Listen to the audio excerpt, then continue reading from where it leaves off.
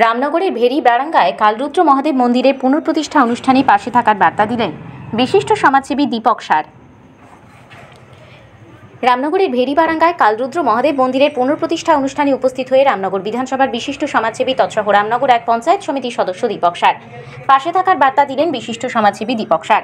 পূর্ব মেদিনীপুর জেলার রামনগর বিধানসভার রামনগর 2 ব্লকের পালধুই পঞ্চায়েতের ভেরি বারাঙ্গায় কালরুদ্র মহাদেব মন্দিরের পুনর্নির্মাণ ও পুনঃপ্রতিষ্ঠা অনুষ্ঠানে উপস্থিত হয়েছিলেন রামনগর বিধানসভার বিশিষ্ট সমাজসেবী রামনগর এক পঞ্চায়েত সমিতির সদস্য দীপক সার। উপস্থিত হয়ে আগত অতিথি উপস্থিত এলাকাবাসী সবাইকে আন্তরিক শুভেচ্ছা জানালেন এবং প্রত্যেককে পাশে থাকার বার্তা দিলেন এবং নিজে বলেন, আমি প্রত্যেক বছরের ন্যায় এবারও পাশে থাকার বার্তা দিলাম।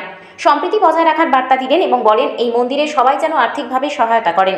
এই কমিটি প্রত্যেক বছর গাজন উৎসব উপলক্ষে বিভিন্ন অনুষ্ঠানের আয়োজন করেন। জাতি ধর্ম বর্ণ নির্বিশেষে সবাইকে মন্দির কমিটির পাশে থাকার আহ্বান জানালেন। গুরুত্বপূর্ণ সন্ধিক্ষণে আজকে দেবাদিদেব মহাদেব বাবা কালরুদ্র মন্দিরের আজকে পুনঃপ্রতিষ্ঠা হলো। আমি প্রথমেই বাবা কালরুদ্র রাতুল চরণে আমি প্রণাম নিবেদন করি। কালরুদ্র সেবা কমিটি এবং পরিচালন কমিটির পক্ষ থেকে সম্পাদক সম্মানীয় মাখনলাল গিরি মহোদয় উপস্থিত আছেন, সভাপতি আদিত্য মঙ্গল এবং এই কমিটির সমস্ত কর্মকর্তা সদস্যা এলাকাবাসী প্রত্যেকেই শ্রদ্ধা শুভেচ্ছা অভিনন্দন জানাই। 100 বছরের বেশি হবে এই মন্দির এখানে প্রতিষ্ঠা শুরু হয়েছিল এবং আজকের এই পুনঃপ্রতিষ্ঠা দিবস উৎসব উপলক্ষে আজকে মন্দিরের আবার পুনরায় সমস্ত গ্রামবাসী মিলে এই মন্দিরটি আবার নতুন রূপে নতুন সংস্কার করলেন এবং এলাকাবাসীগণের সহযোগিতা এবং সবাই এই মন্দির কমিটিকে যে ভালোবাসেন আজকে সবাই মিলে আজকে এখানে উপস্থিত হয়েছেন এবং এই মন্দির প্রত্যেক বছর আমাদের গাজন উৎসব উপলক্ষে তারা বিভিন্ন ধরনের অনুষ্ঠান করেন এবং আমাদের শিব চতুর্দশী উপলক্ষেও বিশেষ অনুষ্ঠান থাকে। তাই সবাইকেই আমি আহ্বান জানাবো, জাতি ধর্ম বর্ণ নির্বিশেষে সবাই আসুন, এই মন্দির কমিটির পাশে থাকুন। আমার পক্ষ থেকে সব রকম সহযোগিতা এবং আমি পাশে থাকার অঙ্গীকার করছি এবং এলাকাবাসীর পাশে থাকবেন এবং আরও মন্দির কমিটি যাতে এলাকাবাসীর পাশে থেকে বিভিন্ন সামাজিক কাজ করতে পারেন সেটাই আমার মন্দির কমিটির কাছে আহ্বান। এবং বাঙালির যে কৃষ্টি সংস্কৃতি ঐতিহ্যকে আমাদের এগিয়ে নিয়ে যেতে হবে। বাংলা একটি আমাদের যে সংস্কৃতির যে পীঠস্থান, বাংলার যে সম্প্রীতি সেটাকে আমাদের ধরে রাখতে হবে এবং রামনগর বিধানসভায় অনেক মন্দির, অনেক ক্লাব, অনেক কমিটি আছে, তারা সবাই মিলে এই যে বাংলার যে কৃষ্টি সংস্কৃতি ঐতিহ্য এবং বিধানসভার যে সম্প্রীতি সেটাকেও আমাদের এগিয়ে নিয়ে যেতে হবে। না, এই মন্দির কমিটি প্রত্যেক বছরই শিব চতুর্দশী অনুষ্ঠান থেকে শুরু করে গাজন পর্ব এবং বিভিন্ন রকম সামাজিক কাজ করে থাকেন এবং আমি চাইব যে আরও বেশি করে যাতে মানুষের পাশে থেকে তাদেরকে সেবাদান করা যায়। জীব সেবা মানেই শিব সেবা। আমরা ঈশ্বর আল্লাহকে দেখতে পাই না, প্রকৃত মানুষ সেবার মধ্য দিয়ে আমরা ভগবানকে খুঁজে পাই। তাই বাবা মাকে যেরকম আমাদের সম্মান শ্রদ্ধা করতে হবে সেরকম এলাকাবাসীর পাশে দাঁড়াতে হবে। শুধু অর্থ দিয়ে সাহায্য করাটা বড় কথা নয়।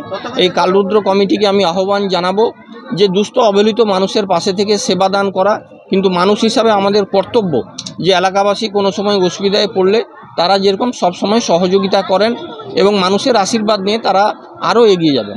না, আমাদের যে বাংলার যে সম্প্রীতিটা সব জায়গায় যেরকম থাকে এখানেও আমাদের সম্প্রীতিকে ধরে রাখতে হবে এবং বাঙালির যে 12 মাসে 13 পার্বণ, বাঙালি মানেই উৎসবপ্রেমী মানুষ।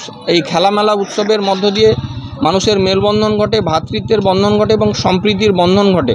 তাই এলাকাবাসীর কাছে আমাদের আহ্বান থাকবে, আপনারা প্রত্যেক বছর যেভাবে সহযোগিতা এবং আশীর্বাদ করেন তাদের আশীর্বাদকে সহযোগিতা করে এই কমিটি আগামী দিনে আরও বেশি করে মানুষের পাশে থেকে তারা আরও এগিয়ে যাবে এবং এই কমিটি এলাকাবাসীকে আনন্দ দেওয়ার জন্য বিভিন্ন কাজে যাতে যুক্ত থাকেন তার জন্য আমার সহযোগিতা থাকবেন এবং আগামী দিনেও তাদের আমন্ত্রণ জানালে আমি অবশ্যই এখানে উপস্থিত হব। 100 বছরের মন্দির যেখানে প্রাক্তন বৈশিষ্ট্য মানুষ রয়েছে সঙ্গে এখন অবশ্যই সাফল্য লাভ করবে, কারণ তারা যেভাবে এই মন্দিরকে পুনর্সংস্কার করেছে, আজকে পুনঃপ্রতিষ্ঠা প্রাণ ফিরে পেল, তাই আগামী দিনেও তারা আরও বেশি করে মানুষকে নিয়ে সংঘবদ্ধভাবে তারা আগামী দিনে আরও এগিয়ে যেতে পারবে। এটাই আমি বাবা কালরুদ্রর কাছে আমি নতমস্তকে আমি প্রণাম জানিয়ে বলি, বাবা সবাইকেই সুস্থ রাখুন এবং বাবার আহ্বানে এবং বাবার আশীর্বাদে যাতে এলাকার প্রত্যেকটি মানুষ সুখে শান্তিতে থাকতে পারেন এবং এলাকার প্রত্যেকটি পরিবারে যাতে সুখ সমৃদ্ধি ঘটে, এটাই আমি বাবার কাছে আমি আহ্বান জানাচ্ছি। আমি জানি মানে আমি জন্ম থেকে জানি মন্দির এখানে ছিল পালাঘরের মতন। আমার যখন ছোট বয়স, আমার তারপরে খগেনবাবু এসে মন্দিরটা তৈরি করেছেন। আমাদের 5-6টা গ্রাম নিয়ে চলি, যেরকম ভেড়িবারাঙ্গা, কষাবলতলা, চকগুলি, বিরাদরপুর, এইসব গ্রামের লোকেরা এখানে আসে এবং আমাদের পরিচালনা করা হয়। দ্বিতীয় গোবিন্দপুর, এবং আমি এই মন্দিরে প্রায় 15-20 বছর ধরে পরিচালনা করছি। আগে মাখনবাবু পরিচালনা করতেন, সুধীরবাবু পরিচালনা করতেন, এখন আমি পরিচালনা করছি এখানে মন্দিরের। আর আমার সঙ্গে আছে মাঠুর নাম কী রে, বিশ্বজিৎ মাইতি, আর এর নাম হচ্ছে ইনু, আর রঞ্জন পণ্ডা, এবং গ্রামের আমি যে কয়েক ছেলে নিয়ে আমরা এই মন্দিরটাকে নতুন করে তৈরি করেছি। আমাদের তো আর সম্বলটা তো বেশি নেই, আমরা এই কিছু টাকা পয়সা ওদের তাদের কাছ থেকে এনে আমরা মন্দিরটাকে প্রতিষ্ঠা করেছি। তা আজকে উদ্বোধন করেছি। সামনে 14 আছে, 14 আমাদের ভক্তগণ আছে এখানে। আমাদের যখন ভক্ত পড়ে এখানে তখন আমাদের প্রায় 50 জন ভক্ত হয় এখানে, বুঝেছেন।